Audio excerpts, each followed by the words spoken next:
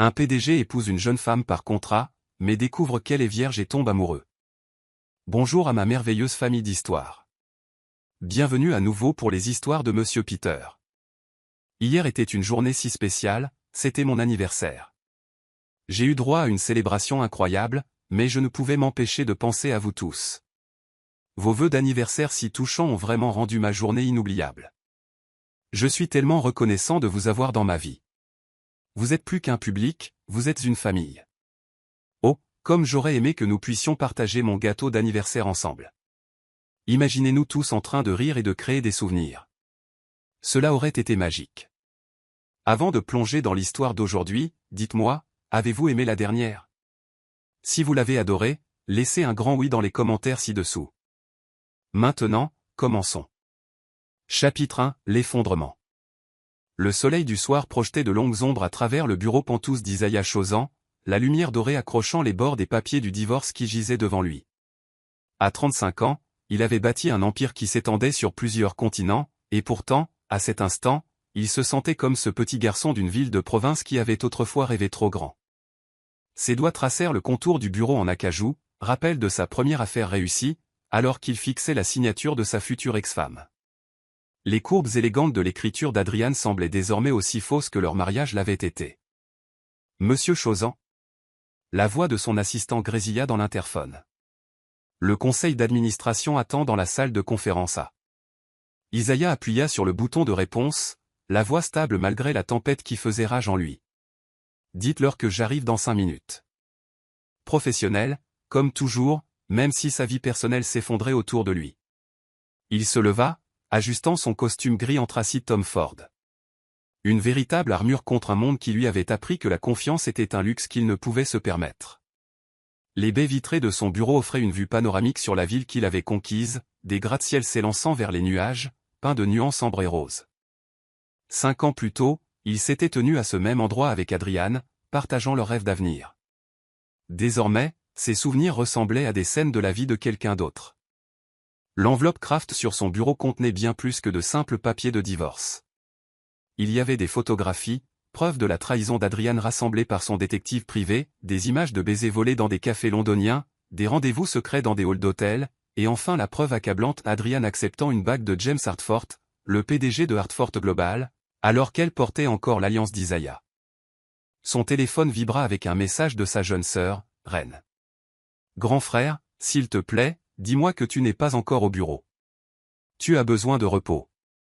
Les lèvres d'Isaiah s'étirèrent en un sourire amer. Du repos? Le sommeil était devenu un lointain souvenir depuis ce jour, il y a 3 semaines, où il avait découvert la vérité. Ce matin-là avait débuté normalement, un appel vidéo de routine avec Adrian, censé être à Londres pour un poste de consultante temporaire. Elle avait l'air épanouie, heureuse même, en parlant de ses projets. Ce n'est que plus tard dans la journée, lorsque le premier rapport de son détective atterrit dans sa boîte mail, qu'il comprit la source de sa joie. La trahison n'était pas seulement personnelle, elle était aussi professionnelle. Hartford Global essayait d'acquérir Chozan Industries depuis des années. Quel meilleur moyen d'obtenir des informations privilégiées que de séduire la femme du PDG? Cette pensée lui fit monter la bile aux lèvres.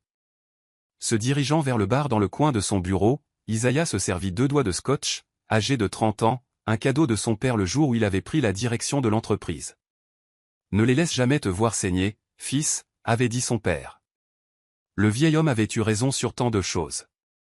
L'alcool brûla agréablement sa gorge. Son reflet dans le miroir du bar attira son attention, des cernes marquaient ses yeux gris acier, et ses cheveux noirs, habituellement parfaitement coiffés, montraient des signes de passage répétés de ses mains nerveuses. Il avait tout l'air de l'homme blessé qu'il était, mais il serait damné s'il laissait quiconque le voir ainsi. On frappa à sa porte, interrompant ses pensées. Entrez, lança-t-il en redressant les épaules. Marcus Chen, son directeur juridique, entra avec une autre pile de documents. Les documents finaux du règlement sont prêts pour votre examen, monsieur. Isaiah hocha la tête, faisant signe à Marcus de les poser sur le bureau. Des surprises? Non, monsieur. Comme prévu, Madame Chozan et Madame Reynolds désormais a accepté toutes les conditions, y compris l'accord de non-divulgation. Elle renonce à toute réclamation sur les parts de l'entreprise ou les propriétés. Bien sûr qu'elle le faisait. Hartford Global s'était assuré qu'elle n'aurait besoin de rien de la part de son futur ex-mari. Cette pensée fit se crisper sa main autour du verre en cristal. Monsieur, hésita Marcus. Il y a autre chose. Le conseil est inquiet au sujet de la question de la succession. Ah, nous y voilà. La véritable raison de la réunion du conseil d'aujourd'hui. Les statuts de Chausan Industries, rédigés par son père traditionnaliste, exigeaient que le PDG soit marié et ait un héritier pour conserver le contrôle. Cela n'avait jamais été un problème auparavant. Lui et Adrian étaient jeunes, avec beaucoup de temps pour avoir des enfants. Maintenant, à 35 ans, avec le divorce imminent et sa position potentiellement menacée, c'était devenu un problème critique. Il s'inquiète pour la stabilité, poursuivit Marcus, surtout avec Hartford Global qui rôde. Les actionnaires ont besoin d'être rassurés. Isaiah posa son verre avec un soin délibéré. Dites-moi, Marcus, comment trouve-t-on une épouse qui ne vendra pas les secrets de l'entreprise au plus offrant? L'avocat se décala, mal à l'aise. Il existe des arrangements possibles. Les mariages par contrat ne sont pas rares dans nos cercles. Un mariage par contrat. L'idée aurait dû le répugner, et pourtant, quelque chose dans cette nature froide et professionnelle séduisait son cœur meurtri. Pas d'émotion, pas de risque de trahison, juste des termes clairs et un bénéfice mutuel. Préparer un contrat préliminaire, se surprit-il à dire. Quelque chose de béton. Je veux des clauses pour tout. Infidélité, espionnage industriel, comportement sur les réseaux sociaux. Ne laissez rien au hasard. Marcus hocha la tête, prenant des notes sur sa tablette. Des exigences spécifiques pour les candidates potentielles? Isaiah se tourna vers la fenêtre, regardant les lumières de la ville commencer à scintiller dans le crépuscule naissant. Quelqu'un d'assez intelligent pour comprendre ce qu'elle signe. Un parcours professionnel, de préférence en finance ou en droit. Aucun lien existant avec une entreprise concurrente. Il marqua une pause, puis ajouta, et absolument personne issu des cercles sociaux qu'Adrian fréquentait. Je demanderai au RH de commencer des sélections discrètes, répondit Marcus. La réunion du conseil? Oui, je sais. J'arrive. Isaiah rassembla les papiers du divorce, les glissant dans le tiroir de son bureau. Il ne pouvait pas se permettre de montrer de la faiblesse, pas maintenant que les requins encerclaient son entreprise, attendant le moindre signe de vulnérabilité. En suivant Marcus vers la salle de conférence, son esprit changeait déjà de vitesse, élaborant des stratégies. Il avait été un imbécile une fois, croyant à l'amour et aux fins heureuses. Cela ne se reproduirait plus.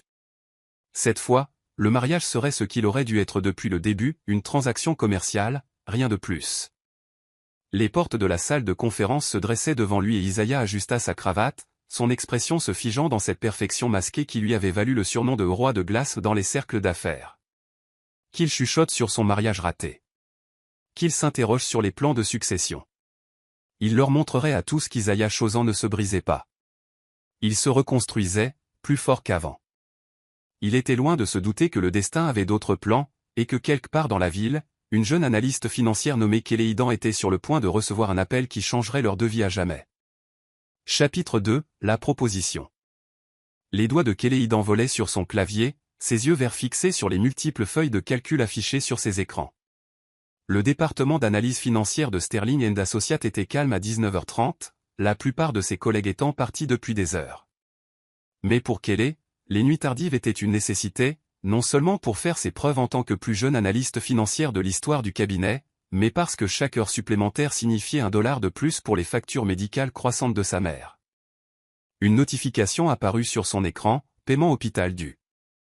Ses épaules se tendirent alors qu'elle la minimisait rapidement. Encore 3 ans de traitement expérimental pour sa mère, et l'assurance ne couvrait que 60%. Parfois, elle avait l'impression de se noyer au ralenti. Encore là, Wonder Woman? Kelley leva les yeux pour trouver Jasmine, la responsable du bureau, appuyée contre la paroi de son box. Malgré l'heure tardive, le maquillage de Jasmine restait parfait, sa tenue de créateur sans un pli.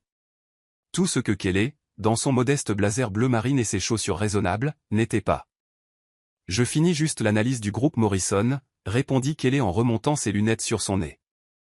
C'était sa seule coquetterie, une monture de créateur qui faisait ressortir les subtiles paillettes dorées de ses yeux, une folie offerte avec son premier bonus.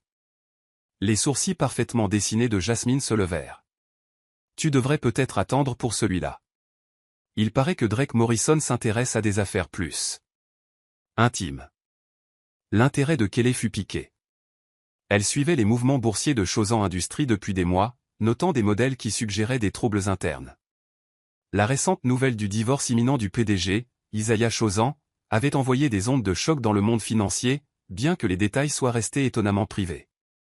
En parlant de Chausan, continua Jasmine, sa voix baissant sur un ton conspirateur. Les RH ont reçu des appels intéressants à ton sujet. À mon sujet? Kelly cligna des yeux, sa main se figeant sur sa souris. Pourquoi quelqu'un appellerait à mon sujet? Jasmine haussa les épaules, mais ses yeux brillaient de curiosité.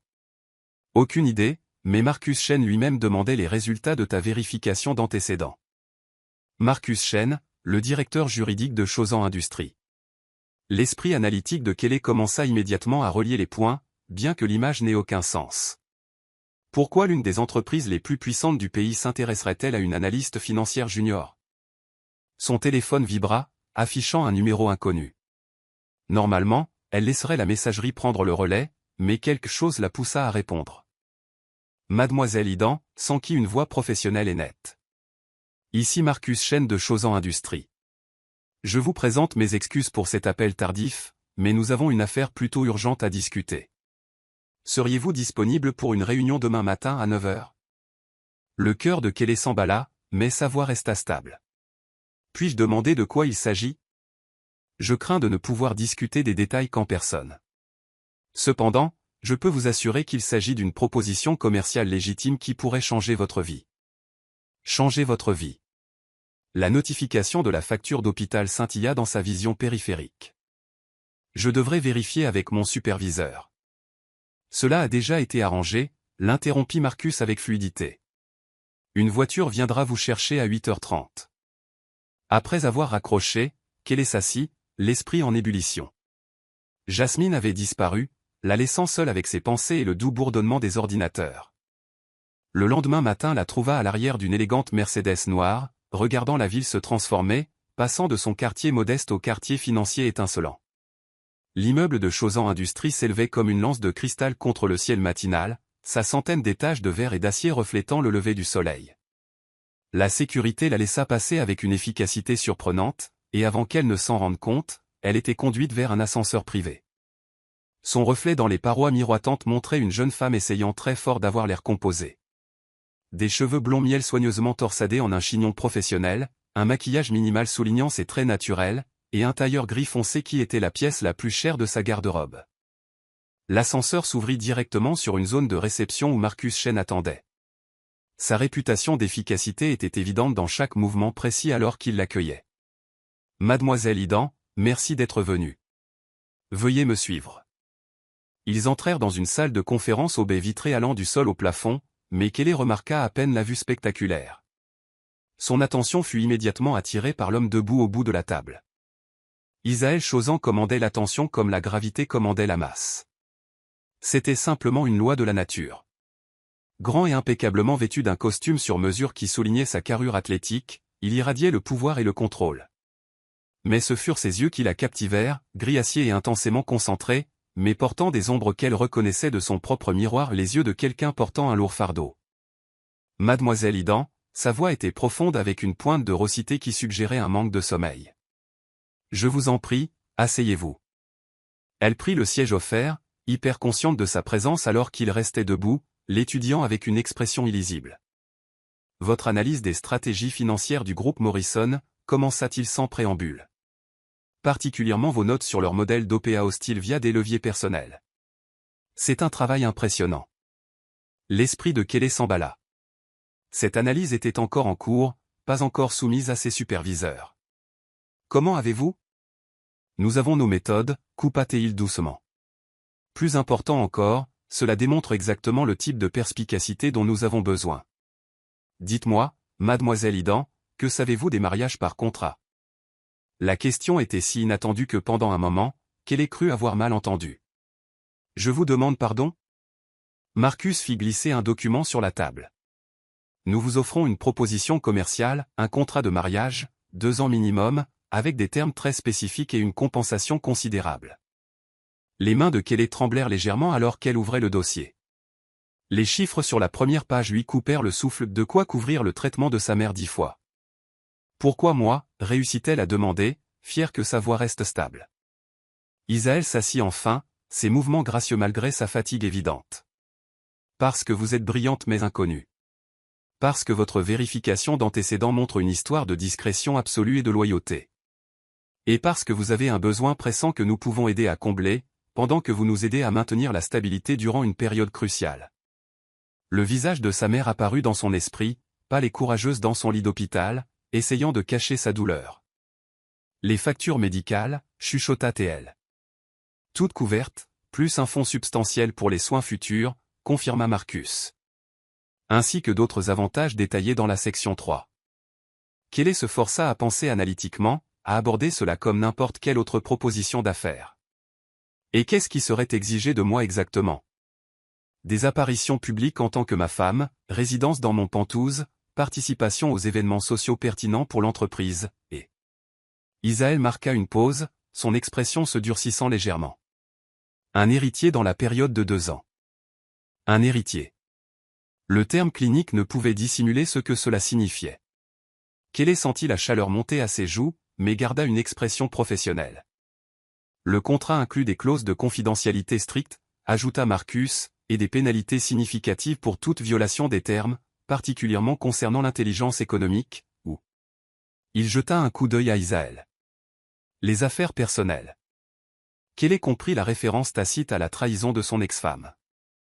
Combien de temps ai-je pour décider, demanda-t-elle, son esprit calculant déjà les probabilités et les conséquences. Jusqu'à 17 heures aujourd'hui, répondit Isaël en se levant. J'ai une réunion du conseil à 18 heures, où je dois présenter soit un contrat signé, soit une solution différente.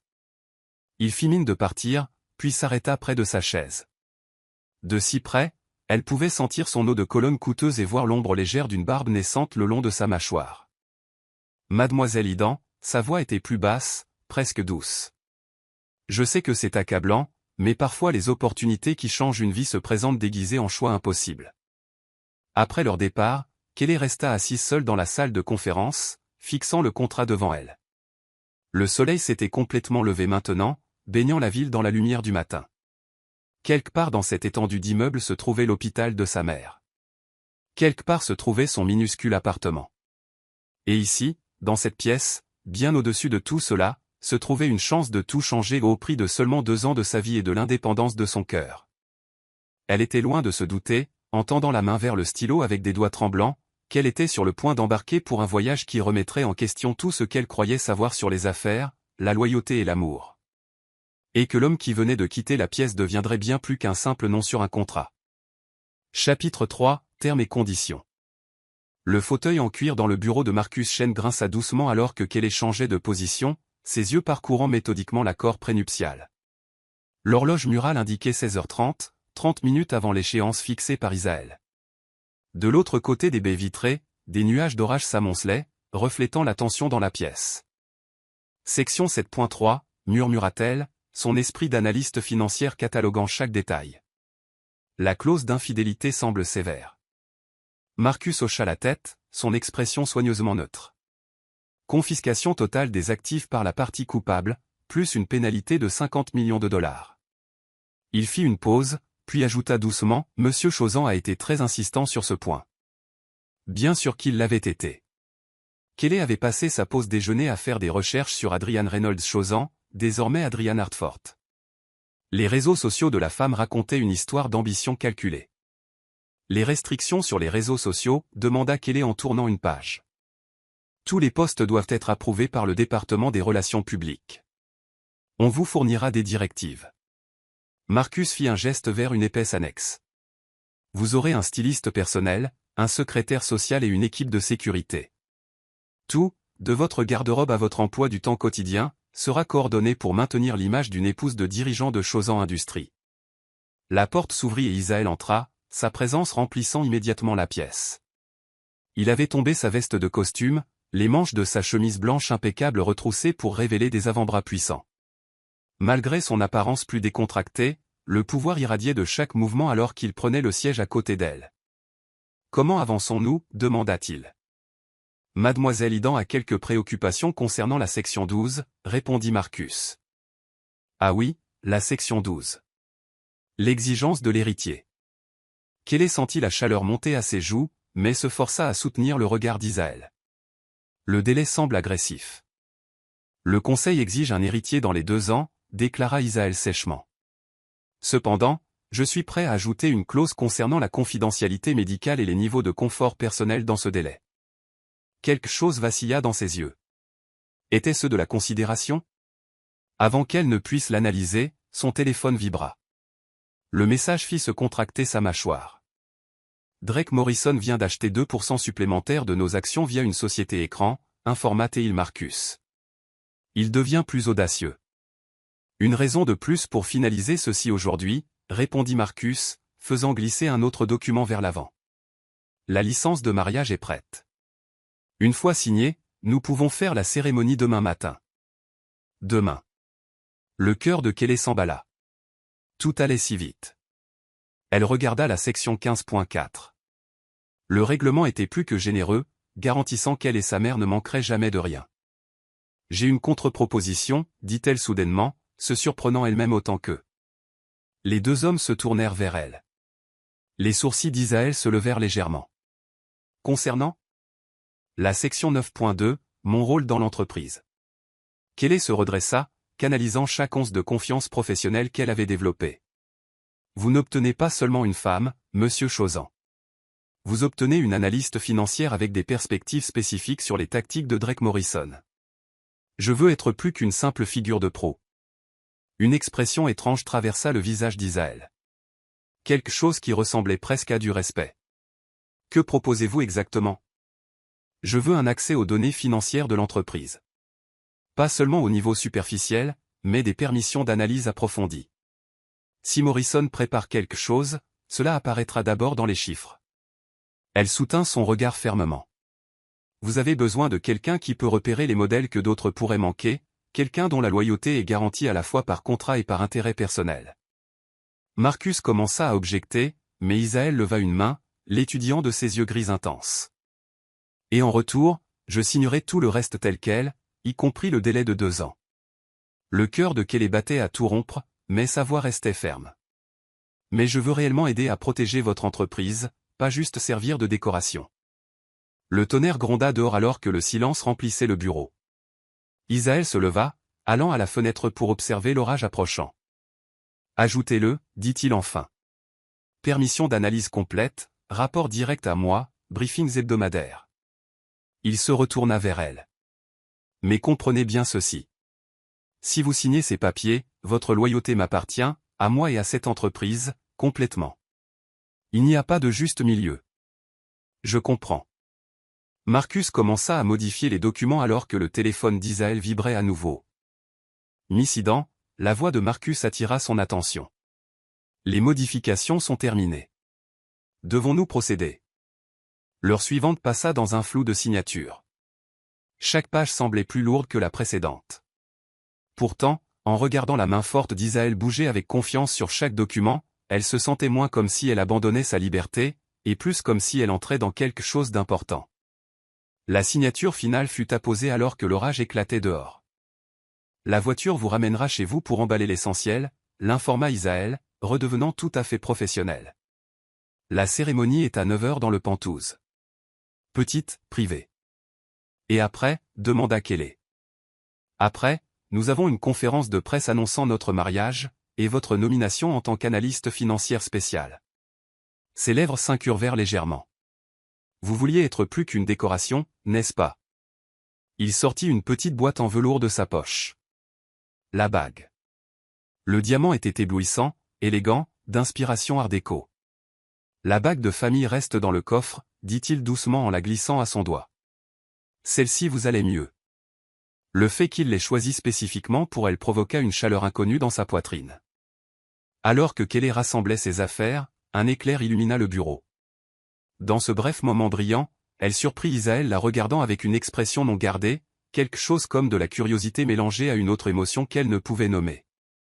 Elle était loin de se douter que là-haut, Isaël se tenait à sa fenêtre, regardant sa voiture s'éloigner, triturant pensivement sa propre alliance ou une bague qui serait remplacée demain par une autre symbolisant un tout autre type de mariage.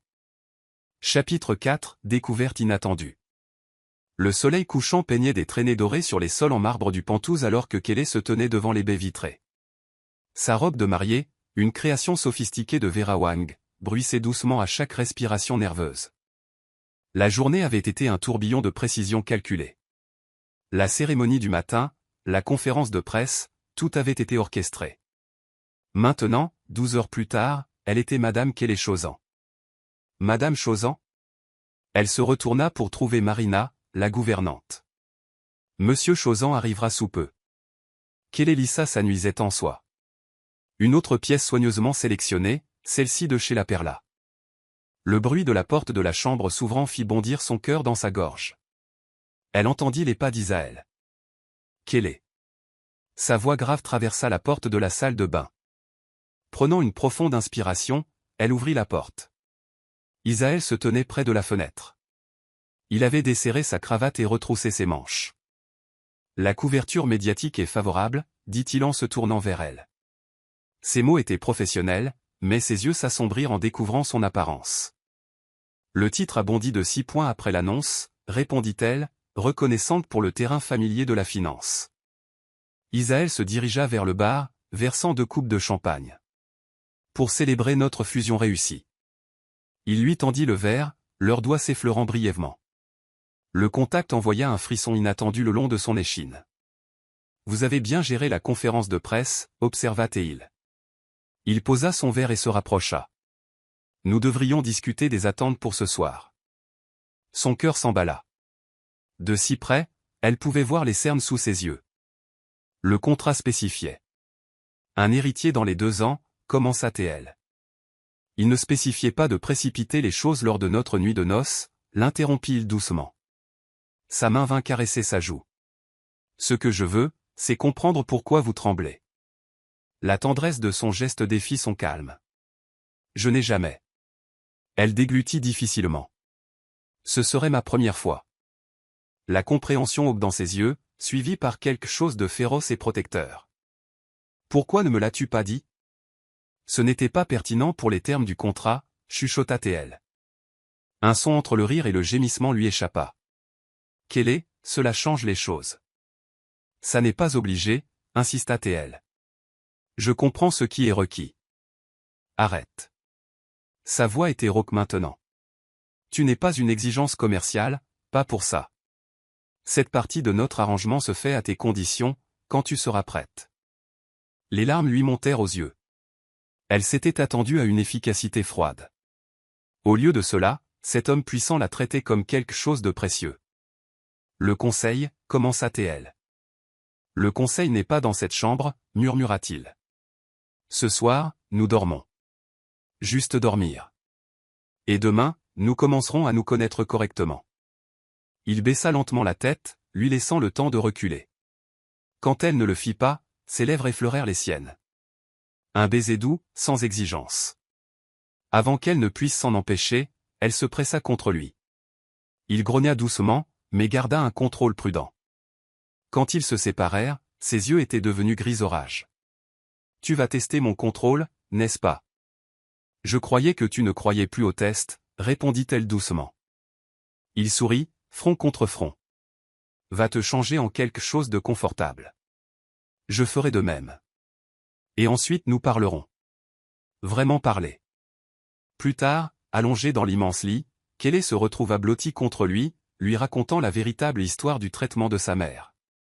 Il écouta attentivement, caressant ses cheveux. Le contrat donnera à ta mère accès à tout traitement dont elle a besoin, dit-il. Je ferai accélérer les papiers demain. Merci. Ne me remercie pas pour une décence élémentaire. Maintenant, à ton tour. Demande-moi quelque chose. Pourquoi m'avez-vous vraiment donné accès aux données financières? Il prit une profonde inspiration. Parce que quand tu l'as proposé, tu avais l'air vivante d'une manière que tu n'avais pas eue pendant toutes les discussions contractuelles. Cela me rappelait moi-même à ton âge. La vulnérabilité de son aveu fit mal à son cœur. Elle enfouit son visage dans son cou. Ils parlèrent pendant des heures. Elle apprit son amour pour la restauration de voitures classiques, il découvrit son amour secret pour les romans à l'eau de rose. Vers minuit, l'épuisement les gagna. Quand Isaël glissa sous les couvertures à côté d'elle, son bras s'enroula autour de sa taille. « Repose-toi » murmura-t-il. « Je veille sur toi. » Alors qu'elle s'endormait, Kelly réalisa que quelque chose de fondamental avait changé. En traitant sa virginité comme précieuse plutôt que gênante, Isaël avait révélé une capacité de tendresse que tous ces murs ne pouvaient cacher. Chapitre 5, tension croissante. 3 semaines après leur mariage, Kelly brûlait l'huile de la lampe dans son bureau. La lumière bleue de ses écrans projetait des ombres sur les murs couverts de graphiques complexes. « Tu as trouvé quelque chose d'intéressant » Elle sursauta à la voix d'Isaël. Il était appuyé contre l'encadrement de la porte, cravate desserrée. Peut-être. Elle afficha une série de transactions. Regarde le modèle d'acquisition de Morrison. Il ne fait pas qu'acheter des actions via des sociétés écrans. Il cible systématiquement nos partenaires de la chaîne d'approvisionnement. Isaël se plaça derrière sa chaise, sa présence chaude et solide. Ici, pointe ATL. 3 sociétés de recherche pharmaceutique, toutes acquises via des sociétés écrans différentes. Mais le timing. Quoi à propos du timing? Sa main reposa sur le dossier de sa chaise. Elles ont toutes été achetées 3 mois avant que ta demande de divorce ne devienne publique. Regarde leur domaine de recherche. Traitement de fertilité, médecine reproductive, amélioration génétique. Isaël s'immobilisa derrière elle. Montre-moi les sources de financement. Ses doigts volèrent sur le clavier, révélant des réseaux financiers complexes. C'est là que ça devient intéressant. L'argent transite par Singapour, mais si l'on remonte la piste. Elle surligna une série de transactions où tout mène à une seule société holding, Phoenix Global Investment. Je n'ai jamais entendu parler d'eux. Tu ne risquais pas. Ils ont été constitués exactement un jour après. Elle hésita. Après quoi? Après ton premier rendez-vous avec Adriane. La température dans la pièce sembla chuter brutalement. Isaël se redressa, s'éloignant pour fixer les lumières de la ville à travers la vitre de son bureau. Ce n'était pas un hasard, dit-il doucement. La rencontre à ce gala, toute la relation. Tout a probablement été orchestré. Kelly se leva, tiraillé entre le désir de lui laisser de l'espace et celui de le réconforter. Mais Isaël, il y a plus. Les compagnies pharmaceutiques? Elles travaillent toutes sur quelque chose appelé le « projet Phoenix » et les recherches préliminaires. Elle déglutit difficilement et implique des médicaments pour l'amélioration de la fertilité. Il se retourna vivement vers elle. Quel genre d'amélioration? Les documents sont lourdement censurés, mais j'ai trouvé des références à des taux de naissance multiples, des facteurs de probabilité de succès. Elle croisa son regard. Il développait des moyens de garantir des jumeaux ou des triplés. La compréhension se lisait sur son visage, suivie par quelque chose de plus sombre. Pour assurer un héritier rapidement, rendre tout mariage plus difficile à dissoudre, et lier l'épouse choisie à l'entreprise de façon permanente à travers les enfants. L'esprit analytique de Kelly avait déjà une longueur d'avance. Mais pourquoi aller jusqu'à de telles extrémités, à moins que la prise de contrôle de certaines industries ne soit qu'une partie du plan. Isaël retourna à son bureau, étudiant la toile financière qu'elle avait cartographiée. Ces centres de recherche, le développement de médicaments. Ils utilisent les ressources de mon entreprise pour quelque chose de plus grand. Une notification apparut sur l'écran de Kelly, un email d'un expéditeur inconnu. Son sang se glaça en le lisant. Analyse intelligente, Madame Chauzan. Mais certains secrets valent mieux rester enfouis. Demandez à votre mari ce qu'est le projet Phoenix, ou mieux encore, demandez à Adriane, tant que vous le pouvez encore. La main d'Isaël agrippa son épaule alors qu'il lisait la menace. Avant que l'un ou l'autre ne puisse parler, la fenêtre de son bureau explosa vers l'intérieur, projetant des éclats de verre sur son bureau. Isaël la tira brusquement vers le bas, couvrant son corps du sien alors qu'une brique atterrissait là où elle était assise quelques instants plus tôt. Sécurité. Sa voix était tranchante alors qu'il activait le protocole d'urgence de son téléphone. Pourtant, ses mains furent douces lorsqu'il vérifia qu'elle n'était pas blessée. « Tu es blessé ?»« Je vais bien », l'assura-t-elle, bien que son cœur battît la chamade.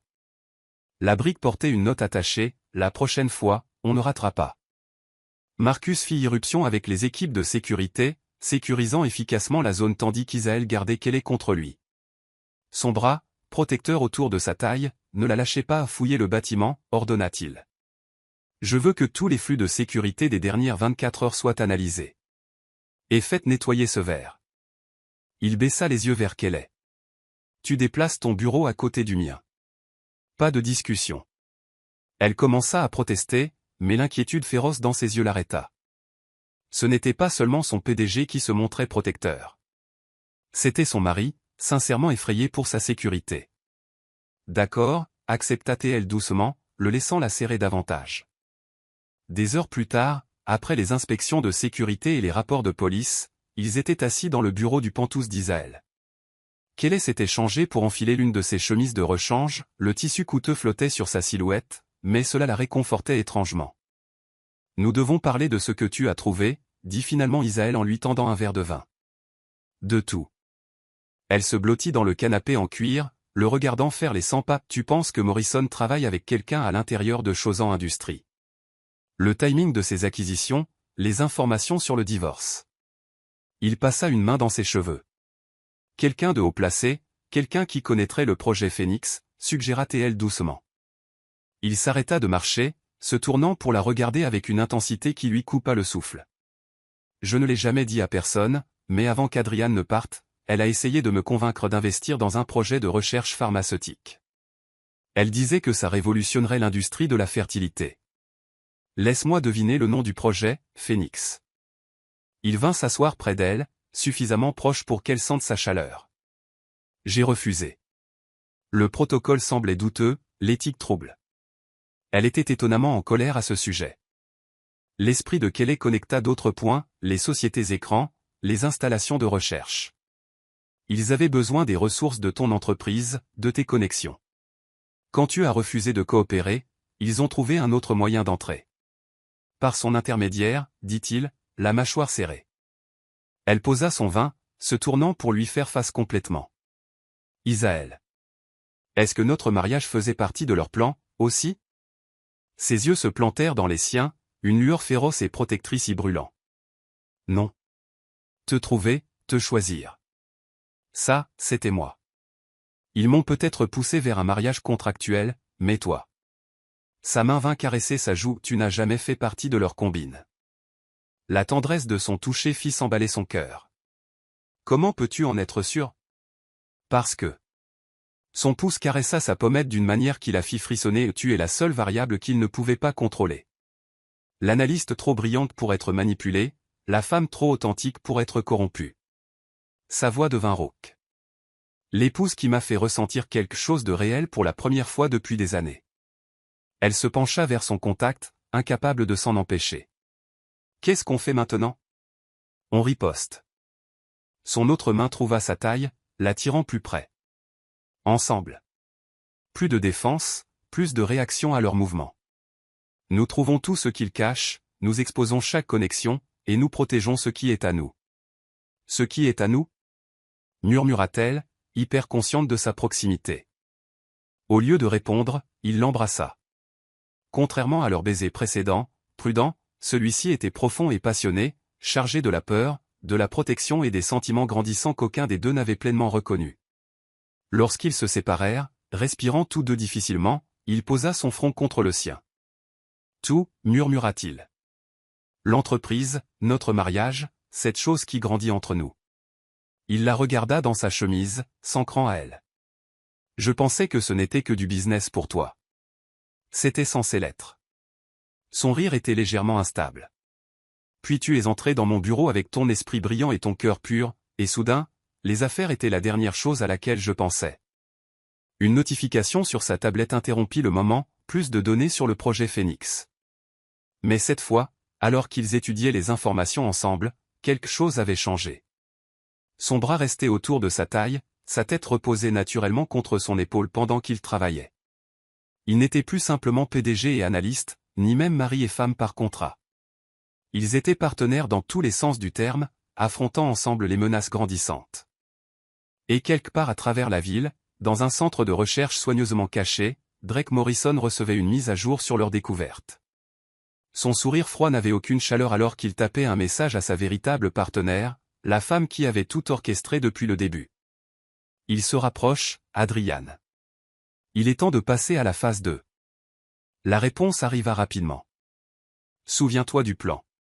Le cœur du roi de glace a enfin dégelé. Maintenant, nous pouvons vraiment le détruire. Mais ce qu'aucun d'eux ne savait, c'est que l'amour, le véritable amour, ne pouvait pas être utilisé comme une arme. Il ne pouvait que rendre ceux qui le portaient plus forts. Et dans le bureau du Penthouse, entouré de preuves de conspiration mais enveloppés dans les bras l'un de l'autre, Isaël et Kelly découvraient à quel point ils pouvaient être forts ensemble. Chapitre 6, Ombre du passé. Les gros titres s'étalaient sur tous les grands médias financiers, exposant les liaisons qui avaient brisé le couple puissant de Chauzan Industries. En dessous, des photos intimes d'Adriane avec James Hartford, datées de plusieurs mois avant la demande de divorce, chacune plus accablante que la précédente. Kelly se tenait dans le bureau d'Isaël, observant sa réaction alors qu'il faisait défiler les articles sur sa tablette. Après 6 semaines de mariage, elle avait appris à lire les signes subtils de sa détresse, la tension autour de ses yeux, le serrement presque imperceptible de sa mâchoire. « Ils essaient de te déstabiliser avant l'assemblée des actionnaires », dit-elle doucement, venant s'asseoir sur le coin de son bureau près de lui. Le timing est trop parfait. Isaël posa la tablette en se massant les tempes. L'œuvre de Morrison, sans doute. Bien que je me demande comment il a eu ces photos. En fait, l'interrompit Kelly en ouvrant ses propres recherches sur son ordinateur portable, je ne pense pas que ce soit Morrison. Regarde les métadonnées des images publiées. Il se pencha plus près, son épaule pressée contre sa hanche alors qu'il étudiait l'écran. L'intimité décontractée de ce contact faisait toujours bondir son cœur, même après des semaines de rapprochement. Les horodatage. Murmura-t-il, sa concentration s'aiguisant. Elles ont été prises par ta propre équipe de sécurité, confirma-t-elle. Ceux que tu as engagés pour enquêter sur Adriane. Les photos étaient stockées sur les serveurs sécurisés de Chauzan Industries. Son expression s'assombrit. Une autre fuite de l'intérieur. Mais pas n'importe quelle fuite. Kelly afficha plus de données. Les journaux d'accès montrent que ces fichiers ont été téléchargés en utilisant des identifiants de niveau exécutif. Quelqu'un au conseil travaille avec Morrison. Isaël se leva brusquement, faisant les 100 pas jusqu'à la fenêtre. Le soleil couchant découpait son profil avec netteté alors qu'il fixait la ville. Je leur faisais confiance. À tous. La douleur brute dans sa voix fit mal à la poitrine de Kelly. Sans hésitation, elle le suivit, glissant ses bras autour de sa taille par derrière. Leur position de réconfort, établie ce matin-là, des semaines plus tôt, lorsqu'elle avait découvert que Morrison était au courant du divorce. Tu leur faisais confiance parce que tu es honorable, dit-elle doucement contre son dos.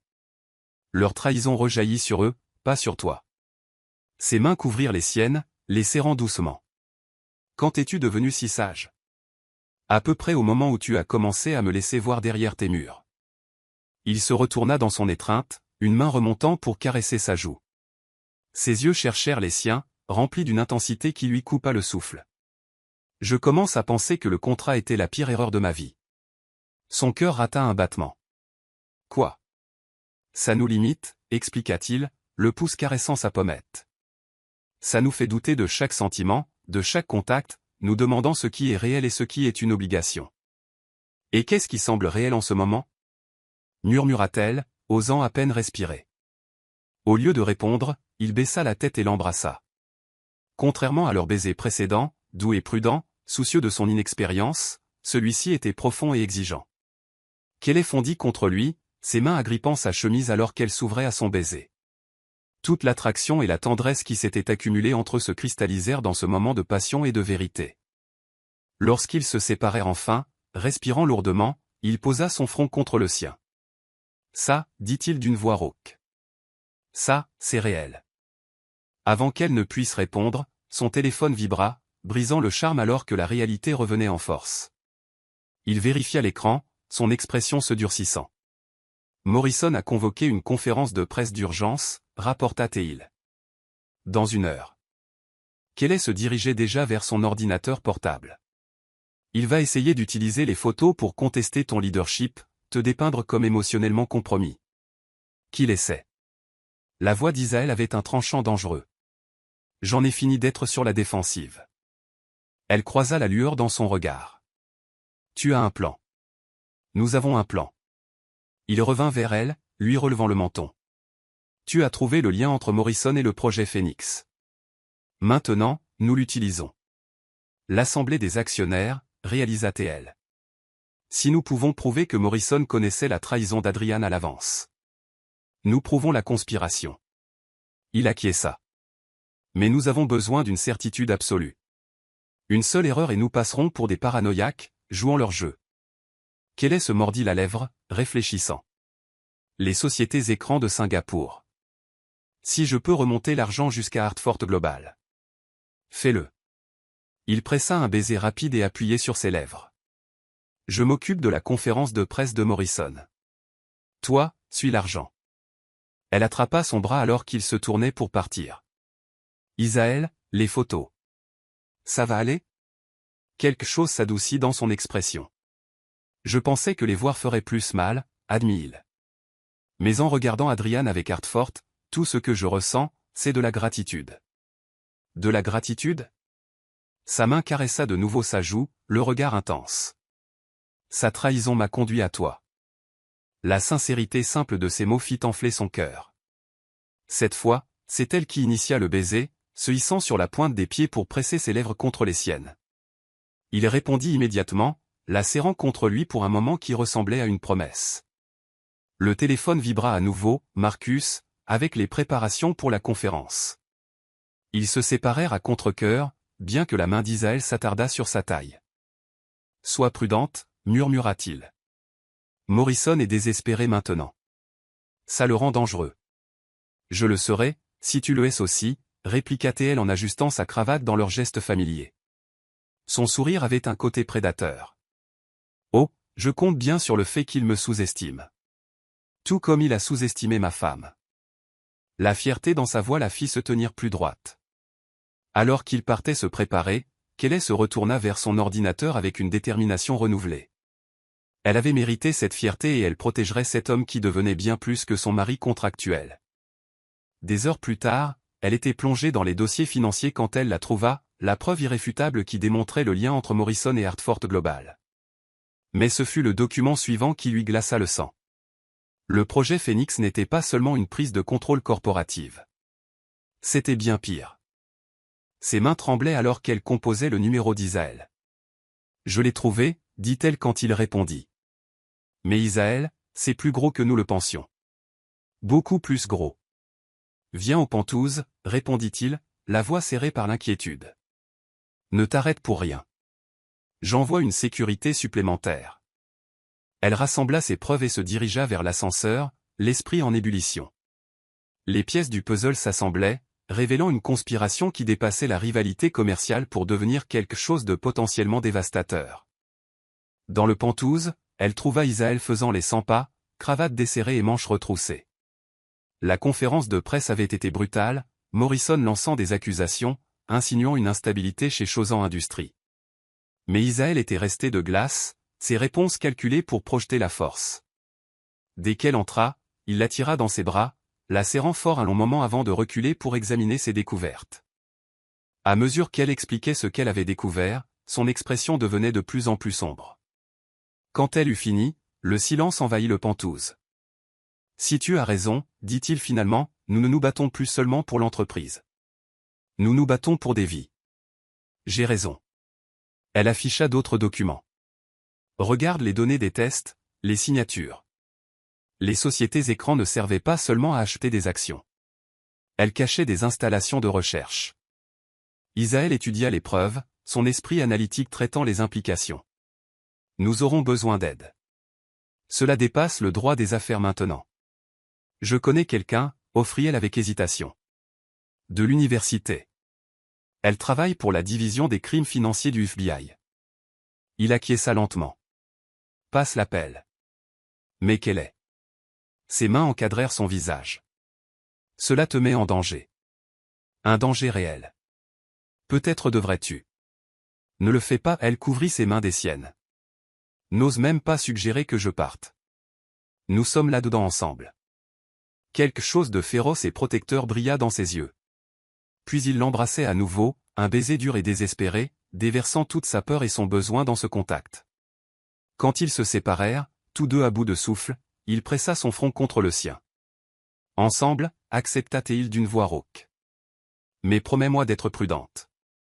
Je ne peux pas te perdre aussi. La vulnérabilité dans sa voix fit monter les larmes aux yeux de Kelly. Tu ne me perdras pas, murmura-t-elle. Je ne vais nulle part. Ils restèrent ensemble devant les baies vitrées du Penthouse, regardant la nuit tomber sur la ville. Demain apporterait de nouvelles batailles, de nouveaux dangers. Mais ce soir, ils se tenaient l'un l'autre, puisant leur force dans une connexion qui avait grandi bien au-delà de leur contrat prudent, pour devenir quelque chose qu'aucun des deux n'avait attendu, mais que tous deux chérissaient désormais. Aucun d'eux ne parlait encore d'amour. C'était trop tôt, trop mêlé au devoir et à l'obligation. Mais alors que les bras d'Isaël se resserraient autour d'elle, et que Kelly s'appuyait contre sa chaleur solide, tous deux sentaient ce sentiment grandir, inévitable comme le lever du soleil. Chapitre 7, Menaces et promesses. Le silence matinal de l'étage exécutif de Chausan Industries fut brisé par le bruit de verre brisé. Kelly recula en trébuchant de son bureau, le cœur battant à tout rompre alors qu'elle fixait l'objet qui venait de traverser sa fenêtre, une brique enveloppée dans du papier, le message clair. Reculer, ou la prochaine ne ratera pas. Sa main alla instinctivement vers son ventre, où, depuis quelques jours, elle nourrissait un soupçon secret. Les nausées matinales avaient commencé subtilement, mais en tant que femme qui suivait tout méticuleusement, elle connaissait les rythmes de son corps. Elle ne l'avait pas encore dit à Isaël, voulant être certaine avant d'ajouter cette complication à leur situation déjà tendue. Madame Chausan. La sécurité fit irruption par la porte, arme au poing. Derrière eux arriva Marcus Chen, son visage habituellement composé tendu par la colère. Je vais bien, les assura-t-elle, bien que sa voix tremblât légèrement. Ça n'a pas qu'elle est. La voix d'Isaël coupa à travers le chaos alors qu'il bousculait tout le monde pour l'atteindre. Ses mains la parcourent rapidement, vérifiant les blessures avant de prendre son visage en coupe. Es-tu blessé? Elle se pencha vers son contact, puisant de la force dans sa présence solide. Non, je vais bien. Juste surprise. Ses yeux allèrent vers la fenêtre brisée, puis vers la brique encore enveloppée de son message menaçant. La température dans la pièce sembla chuter alors que son expression se durcissait en quelque chose de dangereux. Évacuez l'étage, ordonna-t-il sans la quitter des yeux. Marcus, lancez les protocoles de confinement. Personne n'entre ni ne sort sans mon autorisation directe. Alors que la pièce se vidait, Isaël la tira plus près, pressant son front contre le sien dans leur geste intime. J'aurais dû faire remplacer les fenêtres par du verre pare-balles il y a des semaines. Tu ne peux pas me protéger de tout, murmura-t-elle, bien que ses mains agrippassent sa veste de costume. Regarde-moi faire. La possessivité féroce dans sa voix la fit frissonner. Au cours des 2 derniers mois, leur relation avait évolué bien au-delà des limites du contrat. Ce qui avait commencé comme une attraction prudente s'était transformé en quelque chose de puissant et réel, bien qu'aucun des deux ne l'ait encore mis en mots. Le FBI est sur le point de prouver le lien de Morrison avec le projet Phoenix, dit-elle, essayant de se concentrer sur les affaires. Cela montre juste que nous l'atteignons. La main d'Isaël glissa vers sa taille, la tenant protectrice. Il intensifie les choses. D'abord des menaces par SMS. Maintenant ça. Et après? Un accident de voiture? Une agression qui tourne mal? Et elle se recula suffisamment pour croiser son regard. Ne les laisse pas entrer dans ta tête. C'est ce qu'ils veulent. Son rire fut dur. Ils sont déjà dans ma tête. Chaque fois que tu quittes mon champ de vision, chaque matin où je me réveille et que tu n'es pas là parce que tu travailles déjà. Il s'interrompit, la mâchoire serrée. Alors laisse-moi déplacer mon bureau, suggéra-t-elle doucement. À côté du tien, comme tu le voulais. Il cligna des yeux, surpris. Elle avait résisté à l'idée auparavant, voulant maintenir des limites professionnelles. Mais maintenant. Qu'est-ce qui t'a fait changer d'avis? Tout, voulait-elle dire. La façon dont tu me regardes, dont tu me tiens la nuit, la vie possible qui grandit en moi et qui est moitié tienne. Au lieu de cela, elle tendit la main pour ajuster sa cravate, leur geste intime et ancrant. Peut-être que je veux juste être plus proche de mon mari. Quelque chose de brûlant passa dans ses yeux. Avant qu'elle ne puisse le traiter, il l'embrassait, profond et possessif. Elle fondit contre lui, ses bras s'enroulant autour de son cou alors qu'il la pressait contre lui. Quand ils se séparèrent, respirant lourdement, il la garda proche. Emménage aujourd'hui. Je ferai installer tes systèmes par l'informatique immédiatement. Elle hocha la tête, puis vacilla légèrement alors qu'une vague de vertige la frappait. Les bras d'Isaël se resserrèrent instantanément. Quelle est?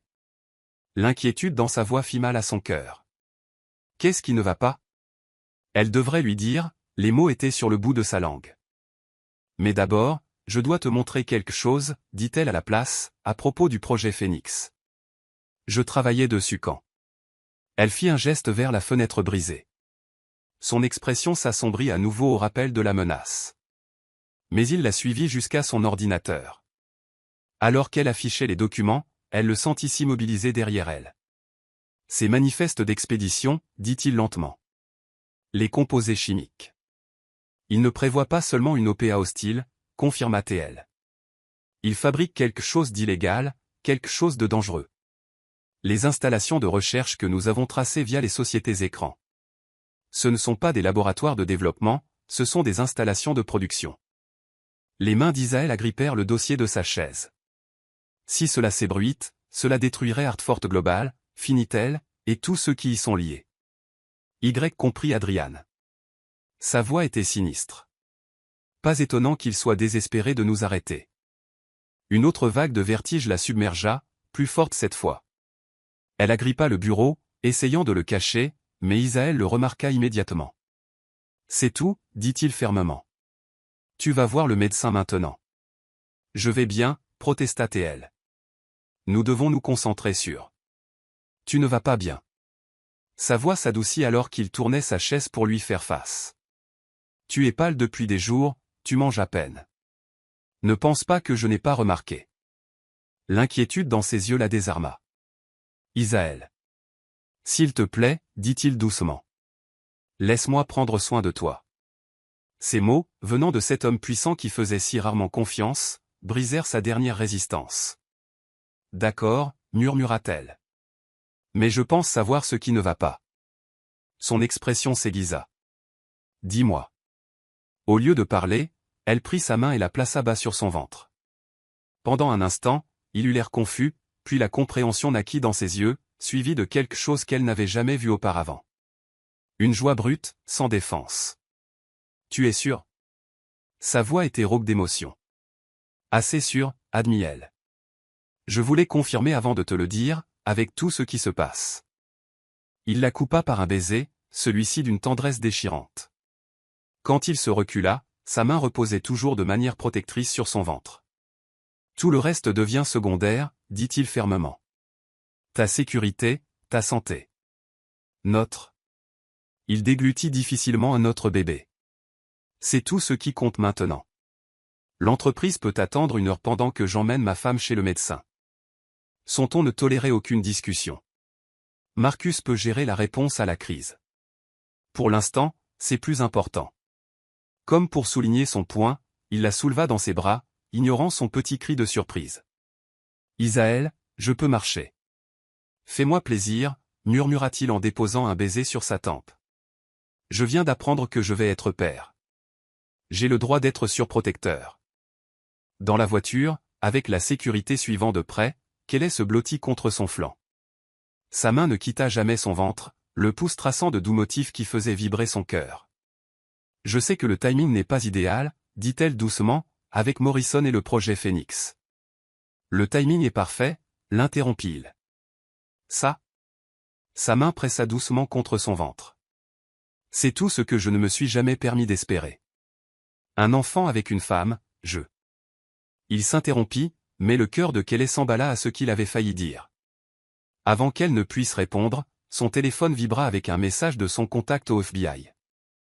Preuve sécurisée. Intervention sur les installations ce soir. Restez en sécurité. Isaël le lut par-dessus son épaule, son bras se resserrant autour d'elle. C'est presque fini.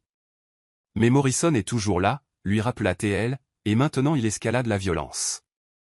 Qu'il le fasse. La voix d'Isaël avait de nouveau ce tranchant dangereux. Il a menacé ma femme, mis en danger mon enfant.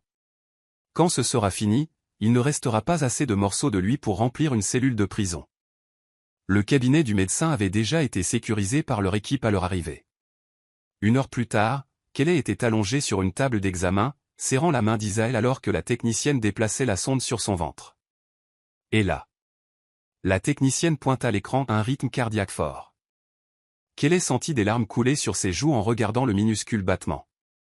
À côté d'elle, Isaël émit un son qu'elle n'avait jamais entendu auparavant, quelque chose entre un rire et un sanglot. Tout semble parfait, assura le médecin. Environ 8 semaines. Voulez-vous entendre le cœur? À le hochement de tête, elle actionna un interrupteur. La pièce se remplit d'un son rapide et rythmé. Le cœur de leur bébé, fort, rapide et réel. Isaël porta leurs mains jointes à ses lèvres, pressant un baiser féroce sur ses articulations. Quand elle le regarda, elle vit des larmes dans ses yeux aussi. « Merci », murmura-t-il. Et elle sut qu'il parlait de bien plus que du bébé. De retour dans la voiture, en route vers le bureau où les équipes de crise attendaient, Kelly étudia le profil de son mari. La joie de leur nouvelle n'avait pas effacé la tension dans sa mâchoire, l'inquiétude dans ses yeux. « Nous allons nous en sortir », dit-elle doucement, posant sa tête sur son épaule. Son bras s'enroula autour d'elle protecteur. « Oui », acquiesça-t-il, sa voix mêlant l'acier et le velours. « Parce que j'ai fini de jouer la défense. Morrison veut une guerre? Je vais lui en donner une. Personne ne menace ma famille. » La chaleur possessive dans sa voix la fit frissonner.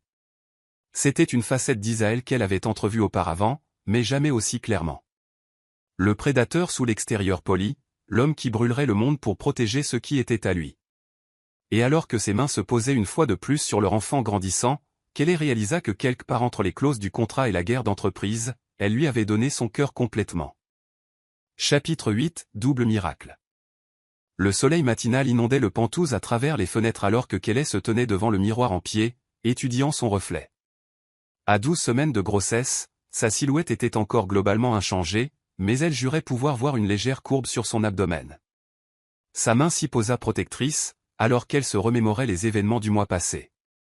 Les raids du FBI sur les installations de Morrison, la frénésie médiatique autour du projet Phoenix, et surtout, la façon dont Isaël s'était transformé depuis qu'il avait appris pour le bébé. Disparu, la distance prudente qu'il avait maintenue, même après leur rapprochement. Désormais, ses touchés étaient constants, possessifs, une main à sa taille pendant les réunions, des doigts entrelacés aux siens sous les tables de conférence, des bras la serrant contre lui chaque nuit pendant qu'il dormait. Il avait même déplacé son bureau dans le sien, refusant de la laisser hors de sa vue après l'incident de la brique. « Tu vas être en retard pour l'échographie. » Sa voix venait de l'encadrement de la porte, chaleureuse d'affection. Elle se retourna pour le trouver en train de l'observer avec cette expression intense devenue plus fréquente ces derniers temps, comme si elle était quelque chose de précieux qu'il n'arrivait pas tout à fait à croire être à lui. « Je réfléchissais juste », dit-elle doucement alors qu'il traversait la pièce vers elle. Ses bras glissèrent autour d'elle par derrière, ses mains couvrant les siennes sur son ventre. « À quel point tout est différent de ce que nous avions prévu ?» Elle s'appuya contre son torse. « Quand j'ai signé ce contrat. »« Quand tu as signé ce contrat, » l'interrompit-il doucement, « tu m'as sauvé de devenir exactement ce qu'il m'appelait, le roi de glace, froid et intouchable. » Ses lèvres effleurèrent sa tempe. « Regarde ce que tu as fait de moi maintenant. » Elle se tourna dans son étreinte, ajustant sa cravate dans leur geste familier. « Qu'est-ce que je t'ai fait ?» Ses yeux s'assombrirent en cherchant les siens. « Tu m'as redonné de l'espoir. » L'honnêteté simple dans sa voix fit piquer les larmes à ses yeux, maudite hormone de grossesse. Avant qu'elle ne puisse répondre, son téléphone vibra avec un message de la sécurité. La voiture était prête. Le trajet vers le cabinet médical fut silencieux, tous deux perdus dans leurs pensées. La main de Kelly restait entrelacée à celle d'Isaël, son pouce caressant distraitement sa peau. Le mois passé avait apporté des développements majeurs dans l'affaire du projet Phoenix. Des preuves de fabrication chimique illégale, la preuve du lien de Morrison avec Hartford Global, et le plus accablant, une trace écrite menant directement au compte privé de James Hartford. Mais Adrian restait insaisissable, son rôle dans la conspiration encore flou. Cette pensée fit flamber l'instinct protecteur de Kelly. Sa main libre se déplaça vers son ventre, faisant se resserrer la prise d'Isaël. « Arrête de t'inquiéter », murmura-t-il. « Le FBI détient Hartford. Les actifs de Morrison sont gelés. C'est presque fini. »« Je sais », soupira-t-elle. « Je ne peux juste pas m'empêcher de sentir qu'il nous manque quelque chose. » Il porta leurs mains jointes à ses lèvres, embrassant ses articulations. Aujourd'hui concerne notre bébé, pas eux. Laisse-moi au moins t'offrir ça. La tendresse dans sa voix fit palpiter son cœur. Ces moments de vulnérabilité de sa part devenaient plus fréquents, chacun étant un cadeau qu'elle chérissait. Au cabinet du médecin, désormais familiers avec leur protocole de sécurité, ils furent rapidement conduits dans une salle d'examen. Kelly se changea, essayant d'ignorer le léger tremblement de ses mains. Quelque chose semblait différent aujourd'hui, anticipation ou anxiété, elle ne saurait le dire. Isaël l'aida à monter sur la table d'examen, son toucher doux mais assuré. Quand la technicienne entra avec l'appareil à ultrasons, sa main trouva immédiatement la sienne. « Très bien, Madame Chauzan. » La technicienne sourit, appliquant le gel. « Voyons comment va votre petit. » La pièce se remplit du son désormais familier du rythme cardiaque de leur bébé. Mais alors... Oh. Les yeux de la technicienne s'écarquillèrent alors qu'elle déplaçait la sonde.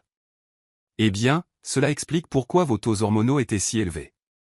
Le cœur de Kelly s'emballa. Qu'est-ce qu'il y a? Quelque chose ne va pas? Rien ne va mal, l'assura la technicienne en souriant. Mais écoutez attentivement. Ils écoutèrent, et c'était là, pas un seul battement de cœur, mais deux, légèrement désynchronisés. Des jumeaux, annonça fièrement la technicienne. 2 bébés en bonne santé, parfaitement dans les temps pour leur développement. La main libre de Kelly vola à sa bouche alors que des larmes coulaient sur ses joues. À côté d'elle, Isaël s'était complètement immobilisé. Des jumeaux? Sa voix était rauque d'émotion. Vous êtes sûr? La technicienne tourna l'écran, montrant 2 formes distinctes, 2 petits cœurs battant fort et vite. Absolument sûr. Félicitations, M et Madame Chauzan. Vous attendez des jumeaux garçons. Des garçons. 2. Kelly leva les yeux vers Isaël et le trouva fixant l'écran avec une expression d'émerveillement pur qu'elle n'avait jamais vue auparavant. Sa main tremblait légèrement dans la sienne. J'ai besoin. Il déglutit difficilement. J'ai besoin d'un moment. Il sortit rapidement de la pièce, laissant Kelly inquiète jusqu'à ce que la technicienne sourit d'un air entendu. Ne vous inquiétez pas. Les papas ont souvent besoin d'une minute quand ils découvrent des jumeaux. C'est bouleversant, dans le meilleur sens du terme. Quand Isaël revint quelques minutes plus tard, ses yeux étaient suspectement brillants, mais son sourire était radieux. Il se dirigea immédiatement vers le côté de Kelly, pressant un baiser féroce sur son front. « Merci », murmura-t-il contre sa peau. « Pour tout. » Le trajet du retour fut rempli d'un genre de silence différent, vibrant de joie et de possibilités. La main d'Isaël resta sur son ventre tout le temps, comme s'il ne pouvait pas tout à fait croire que leur miracle avait doublé. Dans l'ascenseur du Penthouse, il parla enfin.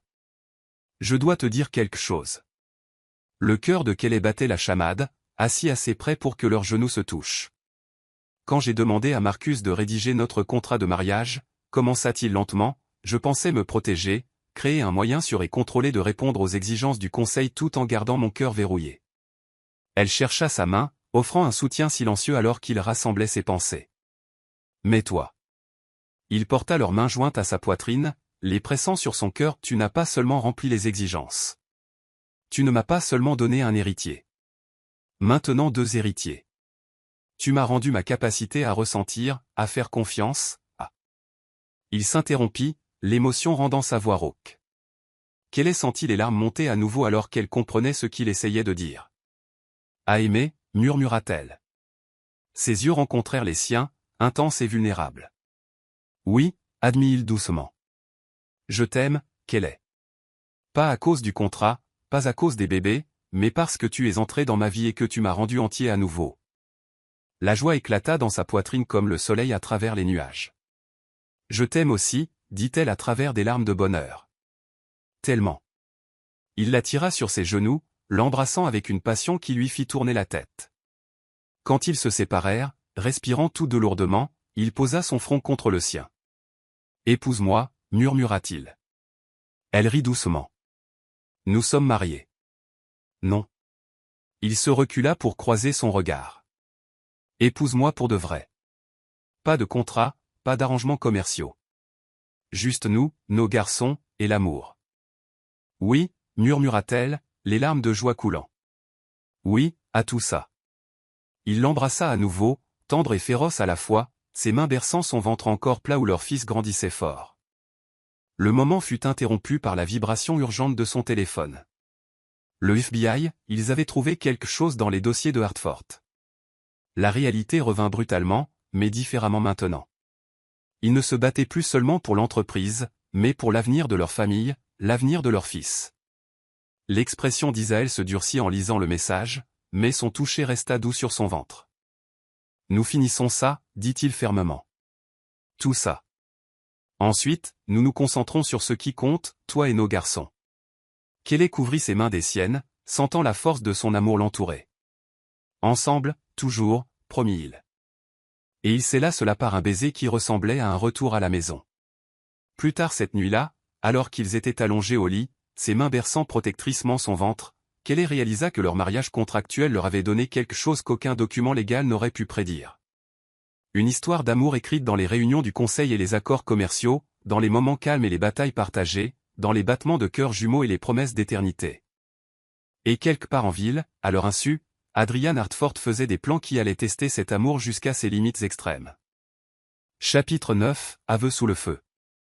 Le premier avertissement vint silencieusement, un léger scintillement sur les moniteurs de sécurité du Penthouse à 2h43 du matin.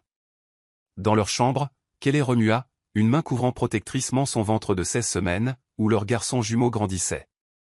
Ses instincts d'analyste, aiguisés par des mois de surveillance des menaces, enregistrèrent l'anomalie avant même que les alarmes ne se déclenchent.